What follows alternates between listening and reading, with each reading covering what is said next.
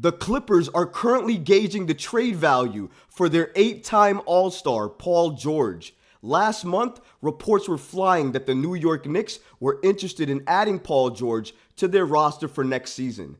If the Clippers make Paul George available for a trade, the New York Knicks could call to see what it would take to add Paul George for their roster for next season. We also have an update on the Obi Toppin and New York Knicks situation, as a recent report was just released indicating that Obi Toppin and Tom Thibodeau had an intense verbal altercation. All of this and more today. Let's get started. The Clippers are currently gauging Paul George's trade value on the open market. According to Mark Stein, an NBA insider, the league sources tell Stein that the LA Clippers have left various rival teams with the impression through their draft week conversations that they are at a minimum attempting to gauge Paul George's trade value, and to hear some describe it, giving real consideration to the idea of disassembling the Kawhi Leonard and George tandem. This is a massive report from Mark Stein here. They are basically indicating at this point that the Los Angeles Clippers are looking to move on from Paul George and Kawhi Leonard. That is a tandem that they've gone forward with for the last few years because they thought that adding these two together and adding pieces around them could create a powerhouse in the West. That was the goal, but due to injury concerns, load management, and a lot of other issues, the Clippers never got to the level they were supposed to get in the West. So I absolutely believe that the Clippers are looking at Paul George's trade value and what they could potentially get back for George in a potential trade. The New York Knicks have been linked to Paul George ever since last month. According to Yahoo Sports' Jake Fisher, I think absolutely the Knicks are going to try to acquire a star, and they'll call Philadelphia, they'll call Minnesota, and they'll call LA about Paul George. Fisher also noted, I think the Knicks are going to call far and wide to try and see what their draft capital can acquire, and maybe a mix of certain players on the roster.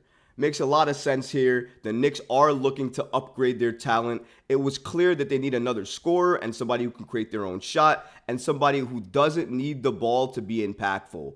Paul George is good on defense. He doesn't need the ball to be impactful, especially playing with Kawhi Leonard. Sometimes he had to defer and give the ball up to Kawhi Leonard or others around him. So we've seen Paul George be able to step into a number 2 or number 3 role quite easily on another team if there are other stars on the team that he respects and thinks that can give him the best chance to win the game.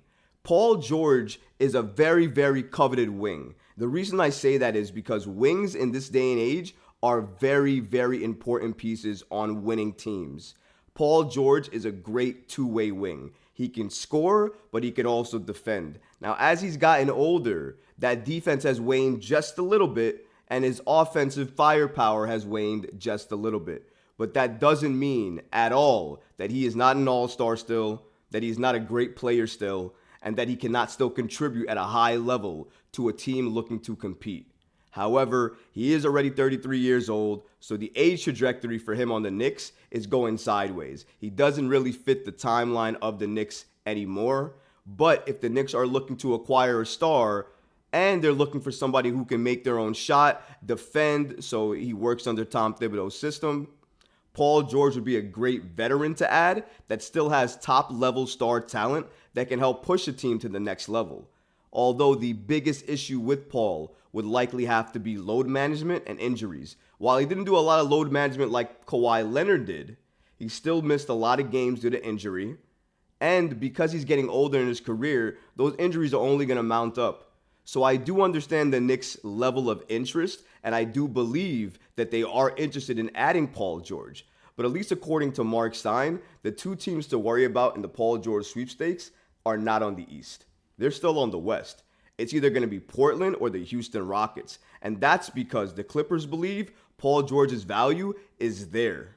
And they believe they can get a top pick back if they trade Paul George. But that is where his value is currently. That means if the Knicks are going to swing a trade for Paul George, it's likely that they will not be able to swing that trade by themselves. If the Knicks swing for a Paul George trade, it's likely they're going to have to add another team to that trade in order to make the money and make the picks and make all of that work. Because for the Clippers, if they're looking for a top pick and the Knicks don't have one, it makes sense for the Knicks to go to one of those teams. So you're going to go to one of those teams and ask them if they're willing to be part of a 3-team trade where the Knicks give that team assets, that team gives the Los Angeles Clippers assets, and the Knicks end up with Paul George at the end of that trade. That could potentially be a scenario where Paul George comes to the Knicks. But honestly, in my opinion, due to the age, the injury concerns, and a lot of other issues, including trade value and the assets it might take in order to swing a trade for Paul, I'm going to go ahead and say that while the New York Knicks do have interest, and they've had interest, and they'll likely call the Clippers to see what it would take to get Paul, I don't see the New York Knicks swinging on a Paul George trade. They'll likely swing on an all-star trade, but that all-star will likely have to meet their age timeline. So you're looking at around 26 to 28. If a star in that age range is available, best believe the New York Knicks will absolutely be calling. We also have an update today on the Obi Toppin New York Knicks situation.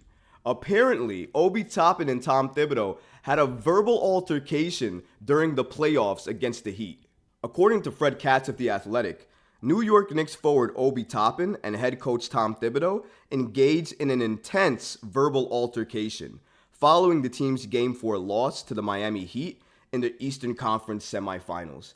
Katz goes on to note that the argument spilled into the post-game meeting once the doors closed, though Katz reported the situation didn't lead to any fallout or lingering resentment. Now, I have a hard time believing that it didn't lead to any lingering resentment, because clearly this report is coming after the other report that we recently broke that Obi Toppin is unhappy with his role on the New York Knicks. Of course he is unhappy with his role on the New York Knicks. He plays backup to Julius Randle for the entire season. He doesn't crack over 16 minutes on average playing for the Knicks. So of course he's going to be frustrated, and of course he's going to be mad. So I disagree a little bit that it didn't lead to lingering issues, because this clearly is a lingering issue. Toppin has probably felt this way for a long time. Even my guy Steve Popper from Newsday indicated that Obi Toppin desired a trade and to be moved at the trade deadline of last season.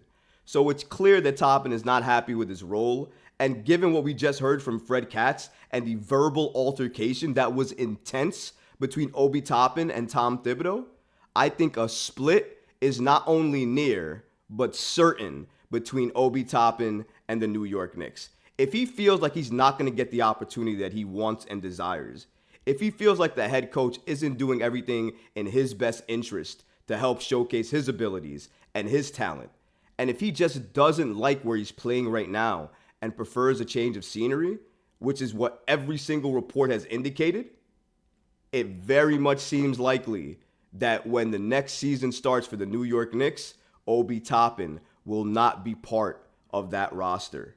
It's worth noting that Fred Katz also mentioned that, more than anything, the story underscores the need for the Knicks to outline Toppin's role and sort out his long-term future. That preferably happens this offseason because the 25-year-old is eligible for restricted free agency in 2024. So the Knicks absolutely have to make a decision on Obi Toppin. He's going to be a restricted free agent if they don't extend him this offseason, and given the reports that are coming out, the fact that Obi Toppin doesn't like his role, the fact that Julius Randle is likely going to be part of this team for years to come, it makes sense for everybody, the New York Knicks and Obi Toppin himself, to find a trade that makes sense and ship him off. That way the Knicks get assets, a star, or some type of piece that they can use to compete with, and another team gets a top 10 draft pick player, and Obi Toppin gets a new place he can call home where he can show off his abilities, his talent, and what he can do. The New York Knicks and Obi Toppin are looking like they're headed for a split, and it's looking like Obi Toppin will be traded sooner rather than later to another team where he can be able to showcase his abilities and talent. I just hope the New York Knicks don't trade Obi Toppin for another draft pick, but rather use Obi Toppin as part of a bigger deal to acquire a star.